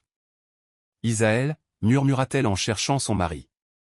Le lit à côté d'elle était vide mais encore chaud. Il travaillait tard dans son bureau, examinant les dossiers du projet Phoenix. Le panneau de sécurité près de leur porte clignota en rouge, brèche détectée, niveau salle des serveurs. Sa tablette s'alluma avec des alertes en cascade, brèche de pare-feu, échec des protocoles de sécurité en séquence, système d'urgence s'activant dans tout le bâtiment. Ce n'était pas un piratage aléatoire, c'était une attaque soigneusement orchestrée. La porte de la chambre s'ouvrit et Kelly se tendit jusqu'à ce que la silhouette familière d'Isaël apparaisse.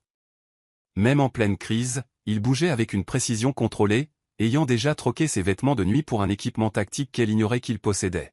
« Reste calme », dit-il calmement en se dirigeant vers le coffre-fort mural caché derrière leur photo de mariage.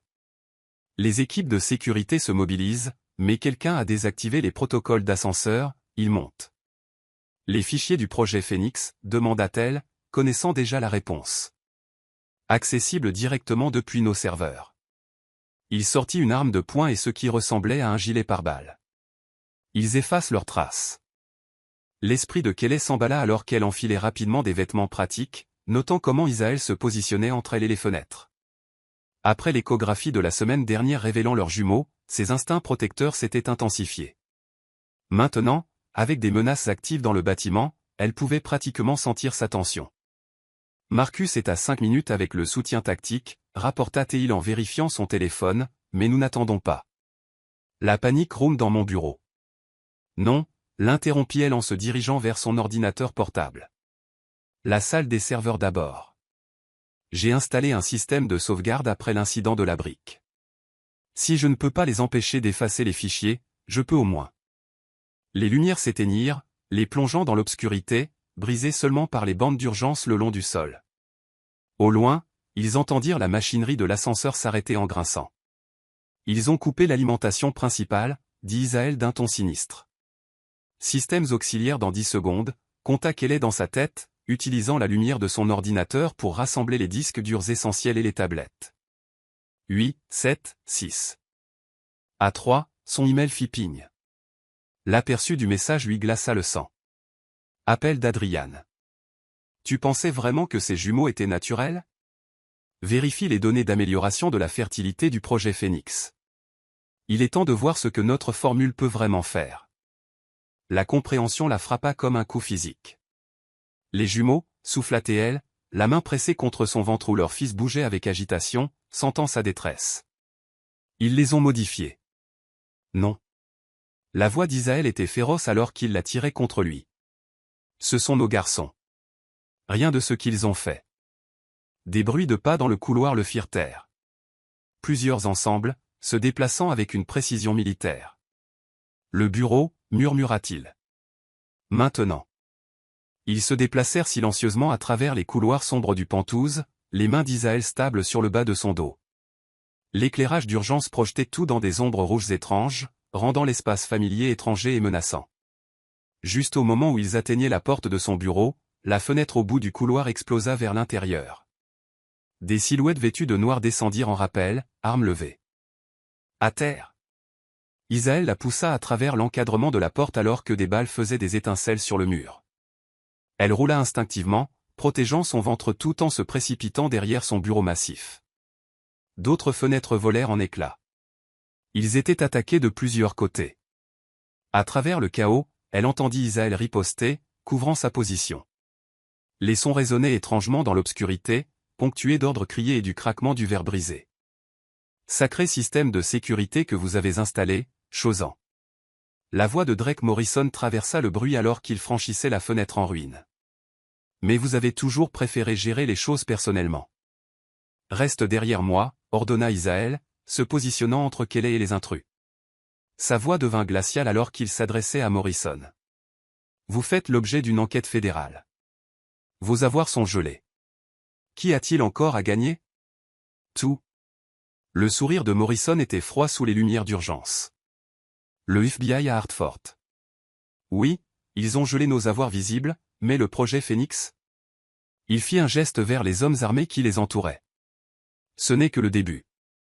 Les médicaments de fertilité, dit Kelly derrière Isaël, son esprit analytique travaillant toujours malgré la peur. Vous testiez des composés, entre autres choses. Les yeux de Morrison se fixèrent sur son ventre, faisant se tendre Isaël davantage. Bien que je doive dire, vous vous êtes avéré être un sujet de test plus réussi que prévu. Des jumeaux, dès le premier essai. Des résultats plutôt impressionnants. Une rage pure traversa le visage d'Isaël à la menace implicite envers leurs enfants. Son arme ne quitta jamais la poitrine de Morrison, mais Kelly sentit son autre main chercher sa position derrière lui. Si vous leur avez fait du mal, grogna-t-il, chaque mot promettant la violence. Oh, les médicaments sont assez inoffensifs, les assura Morrison. Parfaitement conçus pour augmenter les naissances multiples sans effet secondaire. Vos fils vont bien. Son sourire devint prédateur. Pour l'instant. La menace pesait lourdement dans l'air. L'esprit de Kelly parcourut les options, se souvenant des serveurs de sauvegarde, des fichiers cachés, de la piste de preuve qu'elle avait construite pendant des mois. Tout ce dont ils avaient besoin, c'était du temps. Sa main trouva le dos d'Isaël, pressant 2 fois. Leur signal silencieux développé au fil des mois de bataille en salle de conseil. Son léger hochement de tête fut imperceptible pour quiconque d'autre. Pourquoi ce stratagème élaboré, demanda-t-elle, faisant parler Morrison. Pourquoi pas simplement une OPA hostile? Parce que les méthodes normales ne fonctionnent pas sur lui. Morrison fit un signe de tête vers Isaël. Le roi de glace, intouchable et imbattable en affaires. Mais tout le monde a des faiblesses. La sienne était Adriane, jusqu'à ce qu'elle s'avère moins utile que prévu. Elle travaillait avec vous depuis le début, réalisa Isaël, la voix dure. Notre mariage entier était un coup monté. Elle avait des ambitions au-delà d'être une femme de PDG, acquiesça Morrison, bien que je doive dire que sa remplaçante a dépassé les attentes. Ses yeux se fixèrent à nouveau sur Kelly. Vous avez fait ce qu'elle ne pouvait pas. Lui donner un héritier, gagner sa confiance, le rendre vulnérable. Vous avez tort, dit Kelly doucement. Sa main libre trouva à nouveau le dos d'Isaël. L'amour n'est pas une faiblesse.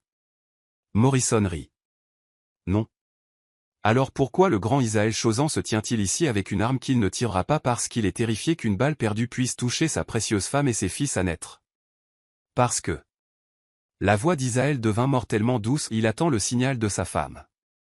Kelly pressa son dos 2 fois, confirmation. Dans un mouvement fluide, elle se laissa tomber et roula juste au moment où Isaël tirait, touchant l'épaule de Morrison à l'instant précis où le système d'arrosage automatique du Pantouse s'activait. L'eau soudaine. Souhaitez-vous que je génère la suite de la scène ou avez-vous le reste du texte à traduire? Chapitre 10, Bénédiction jumelle. Le déluge provoqua le chaos. À travers les trompes d'eau, elle entendit l'équipe tactique de Marcus Shen faire irruption par de multiples points d'entrée. Leur assaut coordonné prit les hommes de Morrison par surprise. Dans la confusion, les mains d'Isaël la trouvèrent, la relevant pour la serrer contre lui. Tu es blessé? Nous allons bien, l'assura-t-elle en guidant sa main vers son ventre où leur fils donnait des coups vigoureux, agité par l'effervescence ambiante. Tous les trois. Ses bras se resserrèrent autour d'elle, une main couvrant son ventre de manière protectrice, tandis que l'autre gardait son arme braquée sur Morrison alors que les agents du FBI le menottaient. J'ai cru. Sa voix était rauque d'émotion. Quand je les ai vus vous menacer, toi et nos garçons. Elle pressa ses doigts sur ses lèvres. Tu nous as protégés. Comme toujours. Ses yeux cherchèrent les siens, intenses, même à travers la pluie battante. Je t'aime, dit-il avec ferveur. Contrat ou pas, manipulation ou non, ce que je ressens pour toi est réel. Je sais, murmura-t-elle en se hissant sur la pointe des pieds pour l'embrasser doucement. Je l'ai toujours su. L'un des jumeaux donna un coup particulièrement fort, les faisant rire tous les deux malgré la tension. Même au cœur du chaos, leur fils leur rappelait ce qui comptait vraiment. Marcus s'approcha, l'air désolé malgré son équipement tactique. Bâtiment sécurisé. Nous avons trouvé l'équipe de la salle des serveurs, la sécurité personnelle de Hartford. Ils essayaient de détruire les preuves. Essayaient, demanda Kylie. Marcus sourit sombrement. Vos sauvegardes externes se sont avérées très utiles.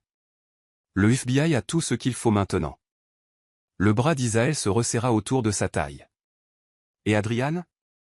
En garde à vue depuis 10 minutes, répondit Marcus. Arrêtée alors qu'elle tentait d'embarquer dans un jet privé pour Singapour.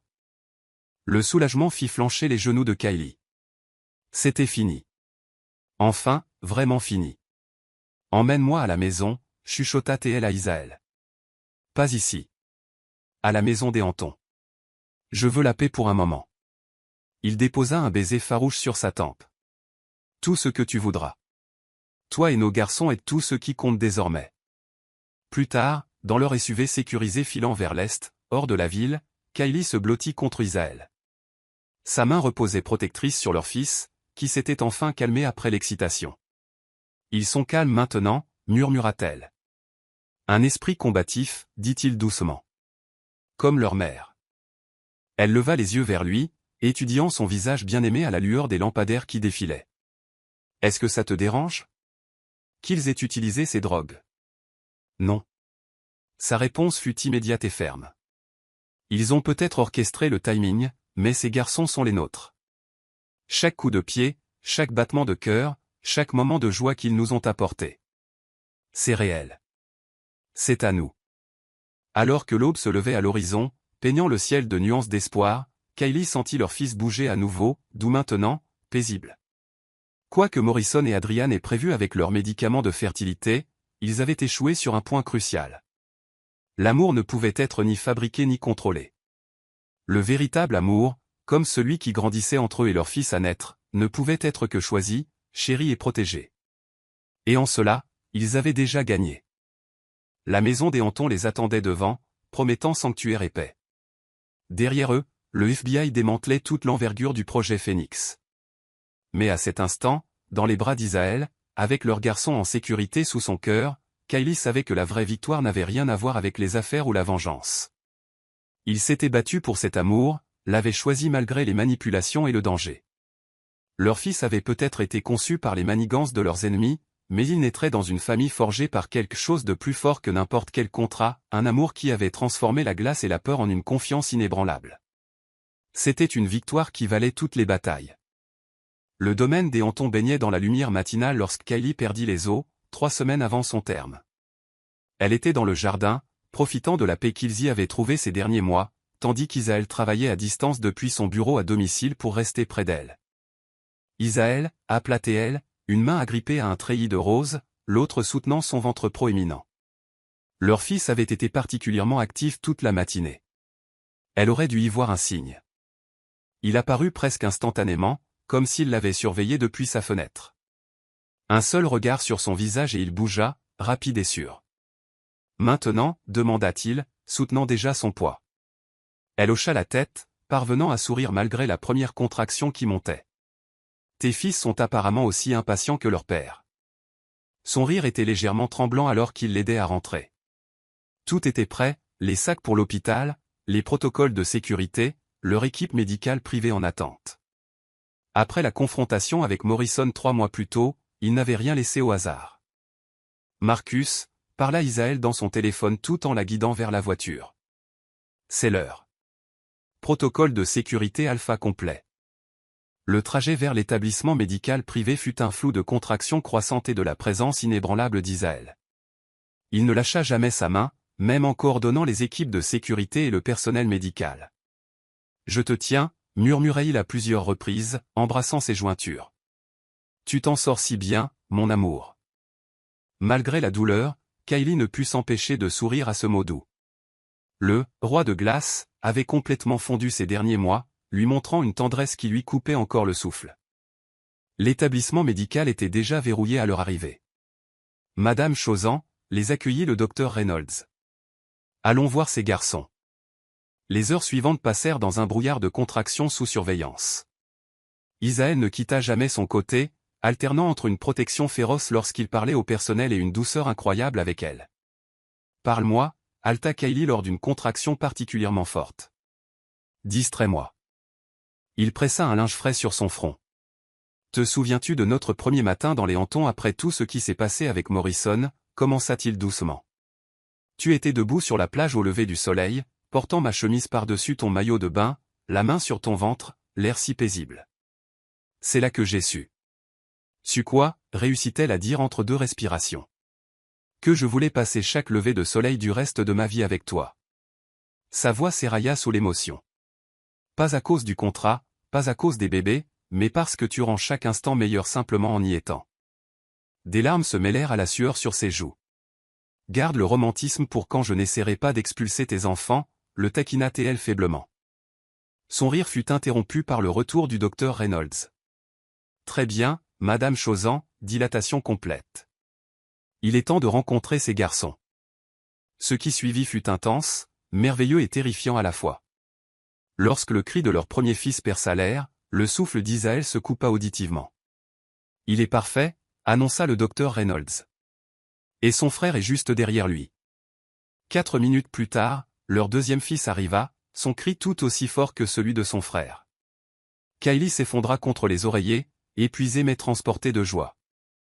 Isaël l'aida à s'asseoir alors que les infirmières apportaient leur fils, nettoyé et emmailloté.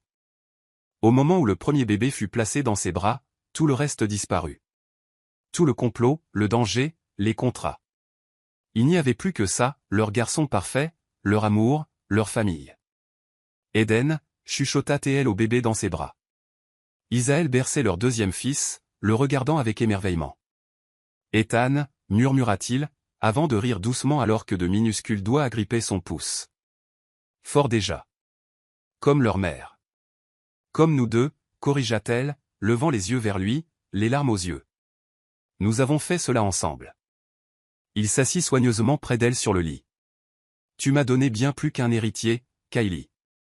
Tu m'as donné une famille.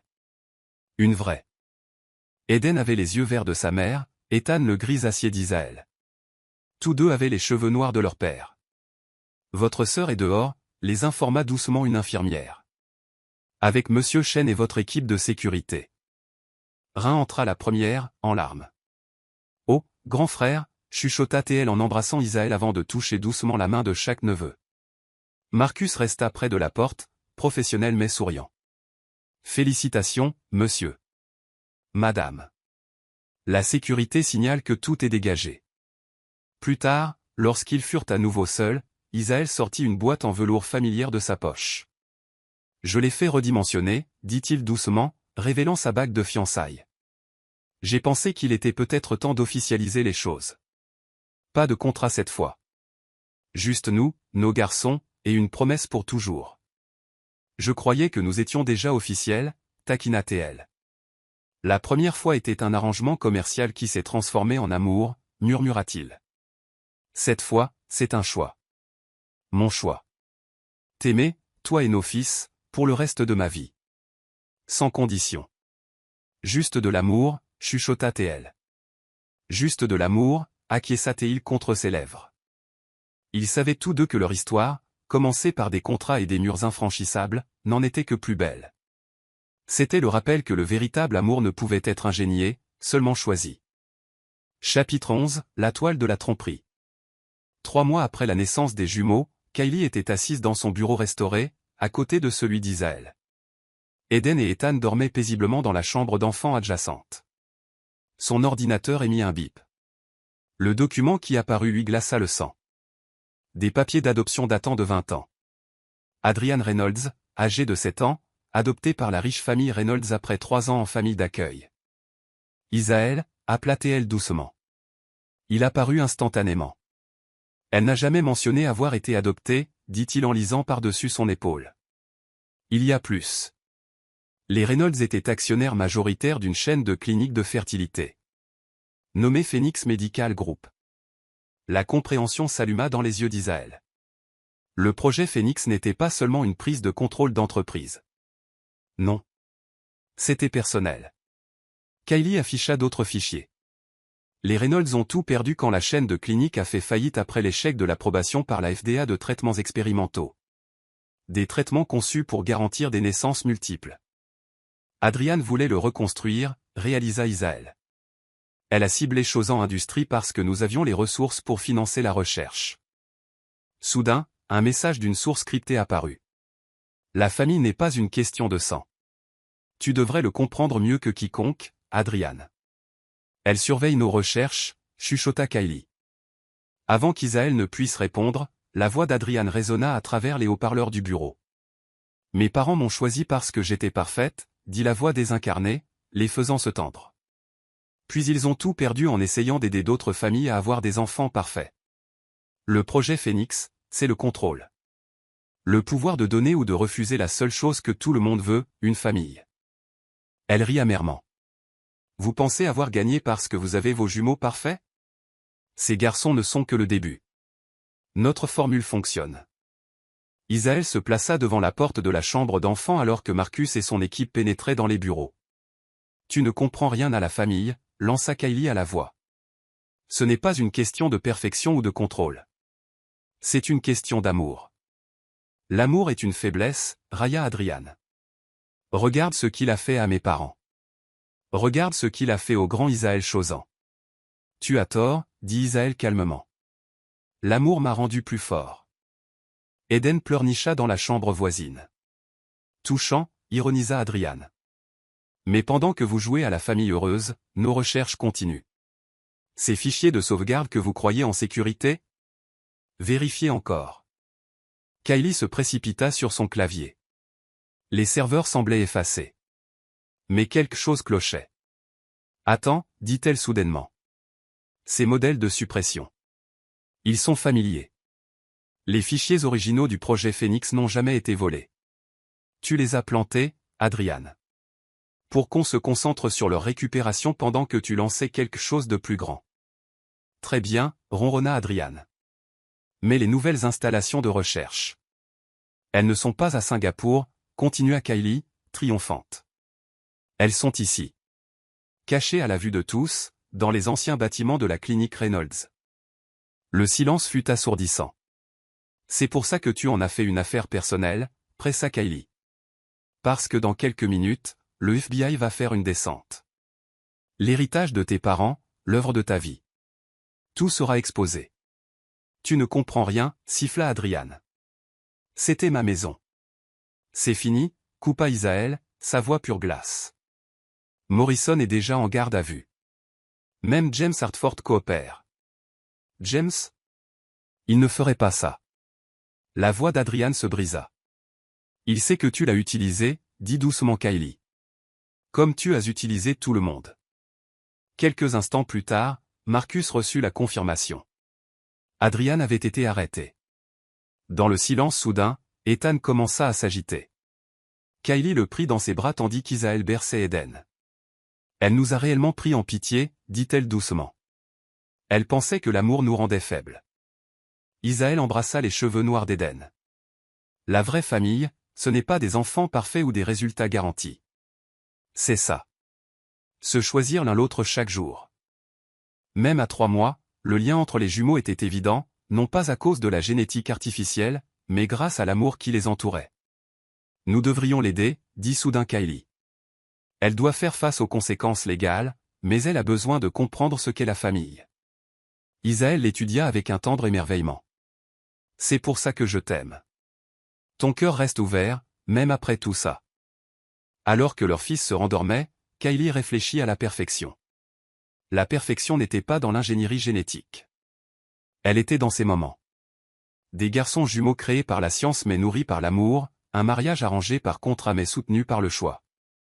Une famille forgée dans le feu du complot, mais trempée par une confiance inébranlable. Chapitre 12, la boucle est bouclée. 1 an après la naissance des jumeaux, Kylie se tenait dans le bureau d'Isaël, leur bureau désormais. Isaël entra, impeccable dans son costume, mais avec un dragon en peluche dépassant de sa poche. « Les garçons » demanda-t-elle en souriant. « En sécurité avec Rein à la maison » répondit-il en l'embrassant. « Prête pour ça ?» Marcus apparut dans l'encadrement de la porte. « Elle est là. » Adriane Hartford était assise dans la salle de conférence. Ses vêtements de créateur ne pouvaient cacher la fatigue d'une année de détention. « Eh bien » dit-elle doucement en les voyant entrer main dans la main. « N'est-ce pas charmant ? La famille heureuse. Le roi de glace fondu par l'amour. Pourquoi êtes-vous ici, Adriane ? » La voix d'Isaël était glaciale. « Vos avocats ont dit que vous aviez des informations sur Morrison. » Ah, oui. Le projet Phoenix. Adriane se pencha en avant. Pensiez-vous vraiment qu'il ne s'agissait que de médicaments ? Vos précieux fils n'étaient que le début. Nous devions prouver que la formule pouvait garantir des naissances multiples. De l'expérimentation humaine, conclut Kylie avec dégoût. Pour un but plus grand, s'écria Adriane avec une réelle conviction. Savez-vous combien d'argent cela représente ? À quel prix ? Demanda Isaël. En utilisant ma femme, mes enfants comme sujet de test ? Comme tu me l'as appris, Isaël. Tout est une transaction. Tu as tort, dit Kylie fermement. L'amour n'est pas une transaction. Et Isaël n'a jamais été ce que tu pensais. Morrison a les formules. La production commence le mois prochain à Singapour, lâcha Adriane, pensant avoir l'avantage. Vous voulez dire cette installation ? Kylie afficha des documents sur l'écran. Celle que le FBI est en train de perquisitionner en ce moment même ? Le visage d'Adriane blêmit. Impossible. Ces dossiers étaient cryptés. Tu as oublié à qui tu avais affaire, dit froidement Isaël. Ma femme n'est pas seulement la mère de mes enfants. Elle est la meilleure analyste financière du métier. Nous avons tout trouvé, confirma Kylie. Morrison a été arrêté à Singapour, ajouta Marcus. Adriane s'effondra sur sa chaise. Vous ne comprenez pas, Hartford Global est en train d'échouer. J'ai besoin d'aide. C'est pour ça que vous êtes vraiment là, réalisa Isaël. Pour sauver votre entreprise. Je ne vous dois rien. Pensez aux employés, supplia-t-elle. Déjà géré, intervint Kylie. Chausan Industries acquiert les parties légitimes de Hartford Global. Les employés sont protégés. Les installations illégales seront converties en centres de recherche médicale éthique. Adriane les regarda, voyant enfin ce qu'elle n'avait jamais compris. De vrais partenaires, plus forts ensemble. Emmenez-la, ordonna Isaël aux agents. Alors qu'on l'emmenait, Adriane s'arrêta. Vous l'aimez vraiment, n'est-ce pas ? Ce n'était pas juste un autre contrat. Non, acquiesça Isaël en tirant Kylie contre lui. C'est tout ce que tu n'as jamais compris à propos de l'amour. Ce n'est pas une faiblesse. C'est une force. Plus tard, chez eux, Isaël et Kylie étaient allongés sur une couverture dans leur jardin. Eden tentait ses premiers pas tandis qu'Ethan rampait avec détermination après des papillons. Heureuse, demanda Isaël. Complète, corrigea-t-elle, guidant sa main vers son ventre encore plat. De plus en plus complète chaque jour. Ses yeux s'écarquillèrent. Vraiment ? Tu es sûr ? Le médecin l'a confirmé hier. Pas de médicaments de fertilité cette fois. Juste nous. Et l'amour. Il pressa son front contre le sien. Je t'aime. Épouse par contrat, épouse réelle, mère de mes enfants. Je t'aime aussi, répondit-elle. Mon roi de glace, ma force. Un cri de triomphe les fit lever les yeux. Eden avait réussi 3 pas vacillants avant de tomber assis, souriant fièrement. Ethan applaudit son frère. Alors qu'ils serraient leur fils contre eux, Kylie s'émerveilla de leur voyage. Des contrats froids aux étreintes chaleureuses. Leurs ennemis avaient essayé d'utiliser le mariage comme un piège, les enfants comme des chaînes. Au lieu de cela, Ils avaient découvert la plus grande vérité de toutes, le véritable amour, choisi et chéri, était la force la plus puissante au monde. Assez fort pour faire fondre la glace, guérir les blessures et créer des miracles. Et alors que le soleil se couchait sur leur moment parfait, Kylie savait que leur histoire ne faisait que commencer. Car le véritable amour n'a pas de fin.